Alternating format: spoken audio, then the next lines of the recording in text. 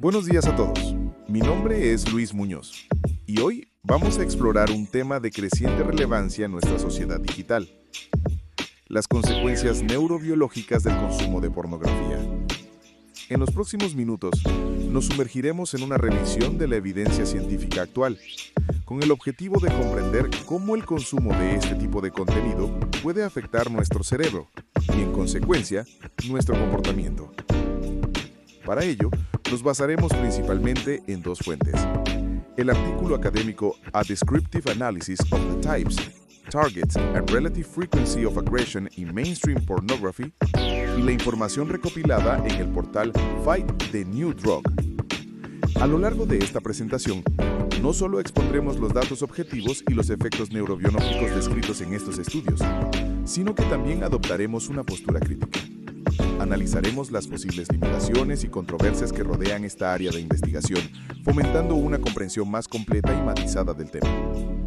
El objetivo no es emitir juicios morales, sino analizar la evidencia disponible desde una perspectiva científica y rigurosa.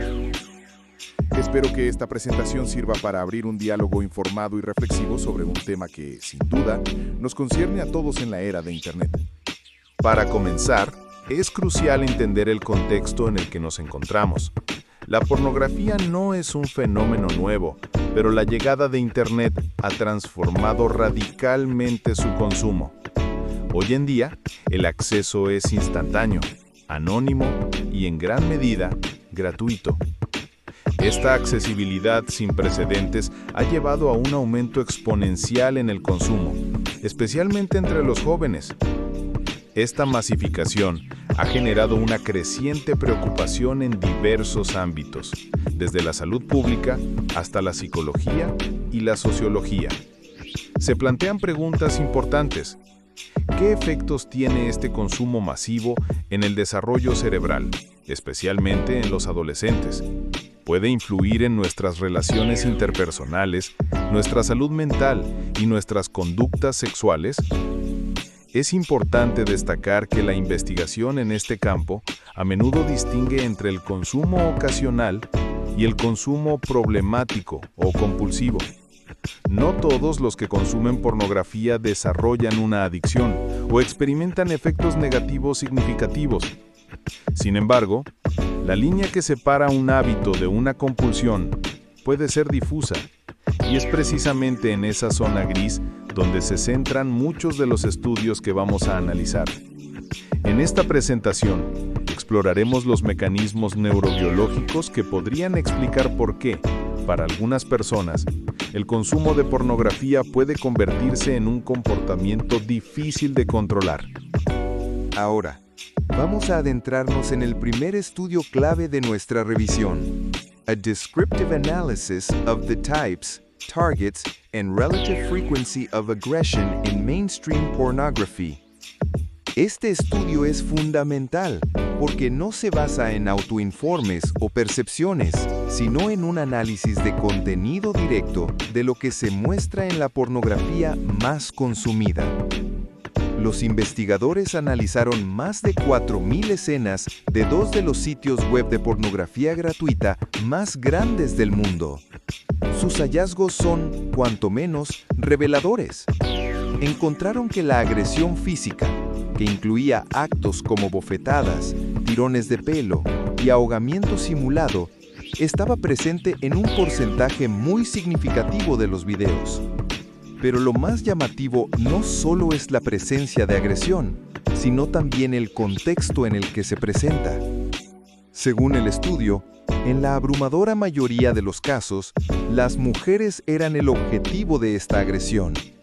Y, lo que es quizás más preocupante, la reacción de las mujeres a estos actos agresivos se presentaba, en la mayoría de los casos, como positiva o neutral. Rara vez se mostraban consecuencias negativas o rechazo a la agresión. Este estudio nos proporciona una base empírica sólida para entender qué tipo de mensajes se están transmitiendo en la pornografía mainstream.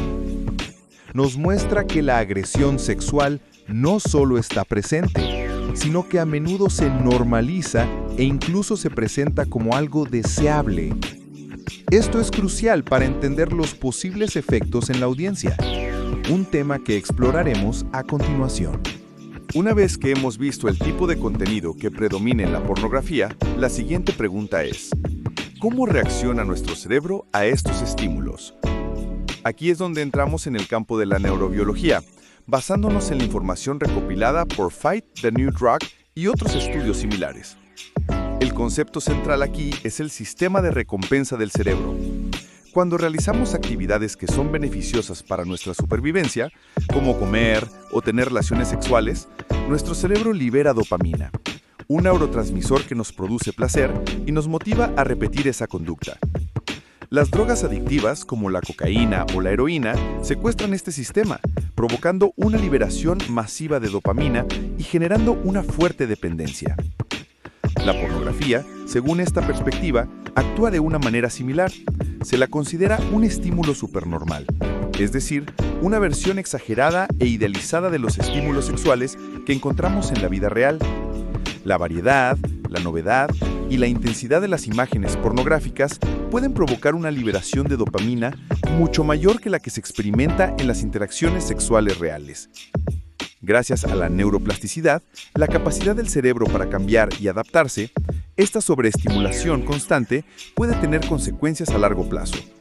El cerebro, en un intento de equilibrarse, puede empezar a modificar su estructura y funcionamiento, lo que nos lleva a los conceptos de desensibilización y tolerancia, que veremos en la siguiente diapositiva.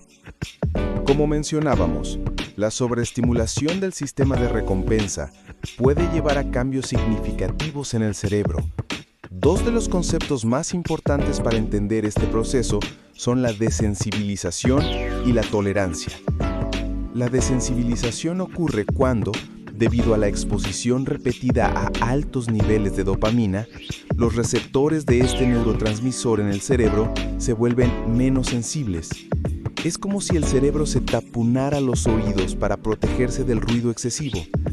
El resultado es que se necesita un estímulo cada vez más fuerte para obtener la misma sensación de placer que antes se conseguía con un estímulo menor.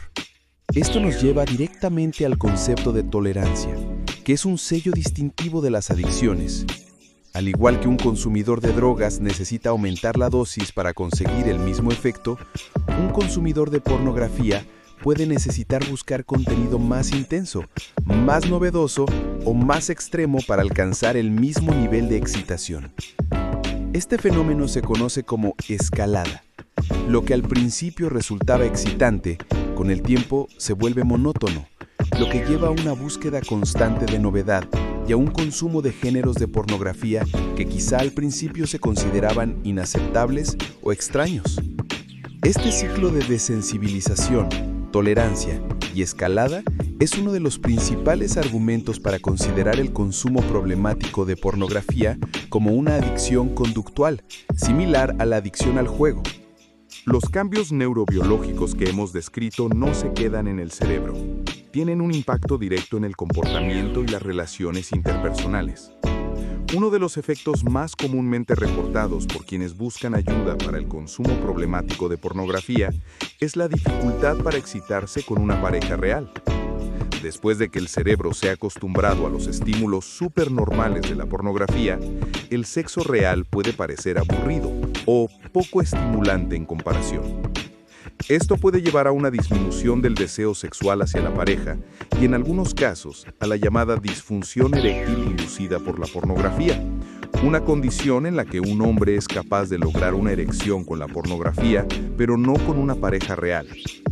Además, el consumo de pornografía puede moldear nuestras expectativas sobre el sexo y las relaciones.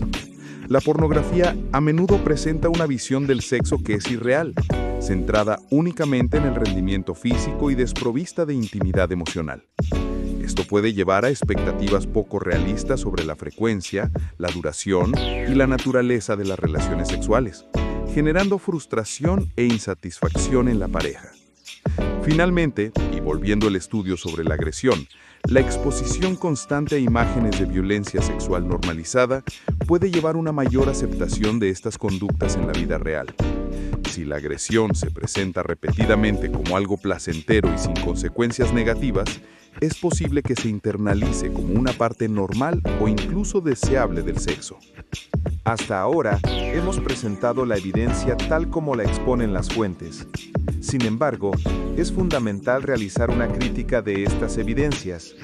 Y el primer punto, y quizás el más importante, es la diferencia entre correlación y causalidad.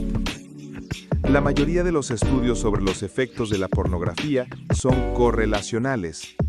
Esto significa que encuentran una relación entre dos variables. Por ejemplo, mayor consumo de pornografía y menor satisfacción en la pareja, pero no pueden demostrar que una cause la otra.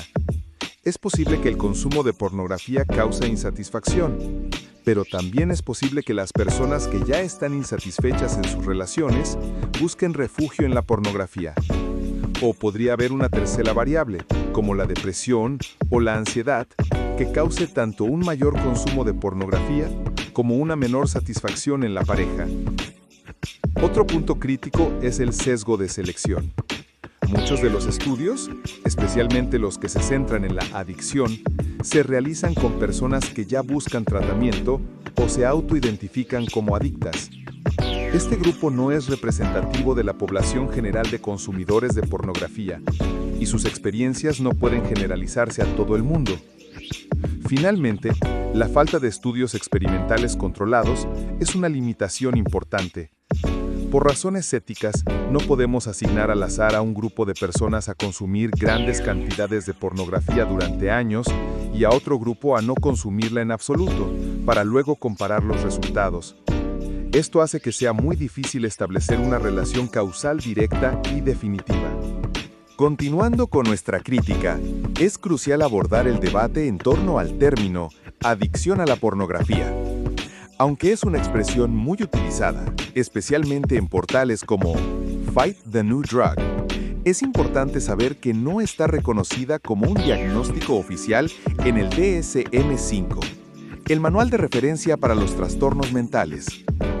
La única adicción conductual reconocida en el DSM-5 es la adicción al juego. Esto no significa que el consumo problemático de pornografía no sea un problema real para muchas personas, sino que la comunidad científica aún no ha llegado a un consenso sobre si debe clasificarse como una adicción. Algunos expertos argumentan que lo que se etiqueta como adicción a la pornografía podría ser en realidad un síntoma de otros trastornos subyacentes como el trastorno obsesivo-compulsivo, la depresión o la ansiedad. Otros sugieren que, en muchos casos, el problema no es tanto una adicción en el sentido neurobiológico, sino un conflicto moral. Es decir, una persona puede sentirse culpable o avergonzada por su consumo de pornografía debido a sus creencias religiosas o valores personales. Y esta angustia es lo que la lleva a pensar que es adicta. Por lo tanto, aunque el modelo de adicción puede ser una herramienta útil para algunas personas que luchan con su consumo de pornografía, es importante ser conscientes de que es un modelo en debate y no una verdad científica establecida. Esto nos invita a ser cautelosos con las afirmaciones demasiado categóricas y a considerar otras posibles explicaciones para el consumo problemático de pornografía. Llegando al final de la presentación, podemos extraer varias conclusiones importantes. En primer lugar, la evidencia disponible, aunque no es definitiva, sí sugiere que el consumo de pornografía, especialmente cuando se vuelve problemático, puede estar asociado con cambios neurobiológicos y conductuales significativos. El modelo del sistema de recompensa y la dopamina nos ofrece un marco plausible para entender cómo puede desarrollarse un patrón de consumo compulsivo. En segundo lugar, el análisis de contenido de la pornografía mainstream nos muestra una realidad preocupante. La agresión, especialmente hacia las mujeres, es un componente frecuente y normalizado. Esto plantea serias preguntas sobre el impacto de estos mensajes en las actitudes y creencias de los consumidores. Sin embargo, y esto es crucial, debemos ser humildes y reconocer las limitaciones de la investigación actual. La dificultad para establecer causalidad, los sesgos de selección en las muestras y el debate en curso sobre el propio concepto de adicción a la pornografía nos impiden sacar conclusiones dogmáticas. Por lo tanto, la conclusión más honesta es que nos encontramos ante un panorama complejo y multifacético.